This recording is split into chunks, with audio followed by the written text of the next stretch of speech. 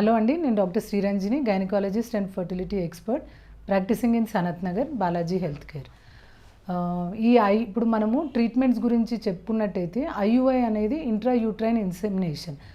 ఇంతకు ముందు చెప్పినట్టు intra uterine insemination is very similar process.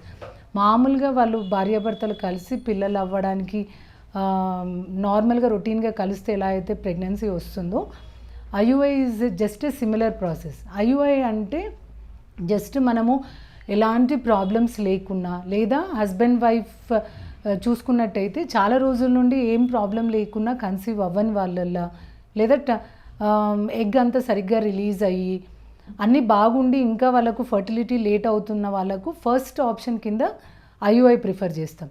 But IUI అని ప్లాన్ చేసినప్పుడు అట్లీస్ట్ మినిమం 3 ప్రీరిక్విజిట్స్ ఉండాలి. ఒకటి, ఆ హస్బెండ్ కౌంట్ కొద్ది వరకు అట్లీస్ట్ ఒక 20-25 మిలియన్ అన్నా ఉండాలి. సెకండ్, గర్భసంచి ట్యూబ్స్, అంటే పక్కన గర్భసంచి ట్యూబ్స్ ఉంటాయి.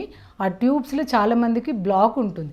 అంటే ఈ tube test, tubal patency test మనం హెచ్ఎస్జి అనేది ఒక ఎక్స్రే తోటి, లేదా ఎస్ఎస్జి అనేది మనం స్కాన్ ద్వారా చూస్తాం. ఈ టెస్ట్ చెయ్యకుండా, అంటే ట్యూబ్స్ ఎట్లున్నాయో చూడకుండా ఈ ఐయుఐ ట్రీట్మెంట్ అనేది చేయించుకోకూడదు. ఈ హెచ్ఎస్జి పాజిటివ్ అంటే ట్యూబ్స్ నార్మల్ ఉండి, ట్యూబల్ పేటెన్సీ ఉండి, ట్యూబ్లో ఎలాంటి ఇన్ఫెక్షన్ లేకుండా హెల్దీ ట్యూబ్స్ ఉన్న వాళ్ళల్లో, గుడ్డు సరిగ్గా తెరిచి గుడ్డు అంటే ఓవ్యులేషన్ సరిగ్గా అయిన వాళ్ళల్లో, అంటే ఓవ్యులేషన్ అయిందా అన్నది కన్ఫర్మ్ చేసుకున్న తర్వాతనే ఐయుఐ అనేది చేయాలి.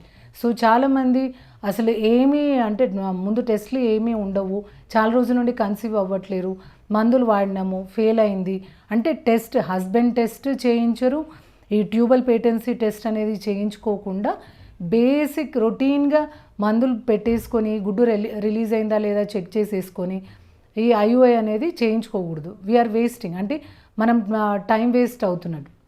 సో బేసిక్ ముందు husband count at least 20-25 million and normal forms కొద్ది వరకు ఉండి, ఈ మొటిలిటీ తక్కువ ఉన్న వాళ్ళల్లో కౌంట్ కొద్ది వరకు తక్కువ ఉన్న వాటిలలో బెస్ట్ స్పర్మ్స్ తీసి గర్భసంచిలో ఇన్సర్ట్ చేయడం జరుగుతుంది. కాబట్టి హస్బెండ్ కౌంట్ కొద్ది వరకు అట్లీస్ట్ 15-20 మిలియన్ అన్న ఉండాలి.